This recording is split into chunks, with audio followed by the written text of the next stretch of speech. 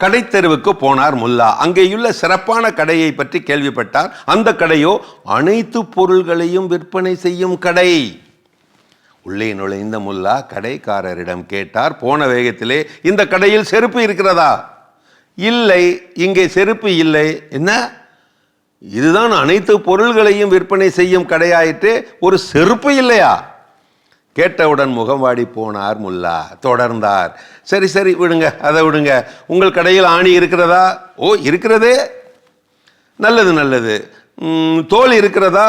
ஓ இதோ இருக்கிறதே, அந்த பகுதியில். சிறப்பு சிறப்பு. உங்கள் கடையில் நூல் இருக்கிறதா? இருக்கிறதே, அதோ நடுப்பகுதியிலே நூல் இருக்கிறதே. மகா சிறப்பு மகா சிறப்பு. சரி, ஊசி இருக்கிறதா? இருக்கிறது, அதுவும் இருக்கிறது, மேல்தளத்தில் இருக்கிறது. ஓஹோஹோ, மென்மேலும் சிறப்பு மென்மேலும் சிறப்பு. பாராட்டிய வேகத்தில் கேட்டே விட்டார் முல்லா. இப்படி தேவையான எல்லாமே இருக்கும்போது அதை வைத்து ஏன் செருப்பு தைத்து விற்பனைக்கு வைக்க கூடாது? ஆம், தனித்தனி பொருள்களோடு சிந்தனை என்பதும் கூடி சேர்ந்தால் உருவாகுமே ஒரு கூட்டு பொருள். அதுவரை இல்லாத ஒரு படைப்பு பொருள். அதுதானே படைப்பு, கூட்டு சிந்தனையினால் வருகின்ற படைப்பு. தொழில் நிலையம் அது ஒரு பாடசாலை. ஒவ்வொரு எந்திரமும் பாட ஆசான்கள். இப்போதெல்லாம் பொருள்களை எளிதில் உருவாக்கிவிட முடிகிறது. அதன் மேல் மதிப்பை உருவாக்குவதுதான் மகுட சவாலாக இருக்கிறது. ஒரு நாட்டின் வலிமை அணு ஆயுத குவிப்பில் அல்ல, தரமான தரவு டேட்டா குவிப்பிலும் அல்ல, டேட்டா சயின்ஸிலும் அல்ல, அதன் உற்பத்தி திறனில், அதன் ப்ரொடக்டிவிட்டியில். நான் சொல்றது சரிதானே?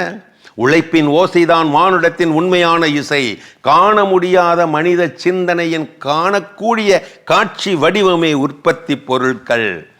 முன்னேற்றத்துக்கான முத்தாய்ப்பான 3 வழிகள் இவை: உற்பத்தி திறன், உற்பத்தி தரம், குறித்த நேர விநியோகம். நீர் ஊற்று வற்றும் வரை செடிகள் வாடுவதில்லை. சிந்தனை ஊற்று வற்றும் வரை வலிமை வாடுகிறதில்லை, மன வலிமையும் வாடுகிறதில்லை. புதிய வரவுகளை நீ திட்டமிடாவிட்டால் வாடிக்கையாளர் உன்னை திட்டாமல் விடமாட்டார்கள்.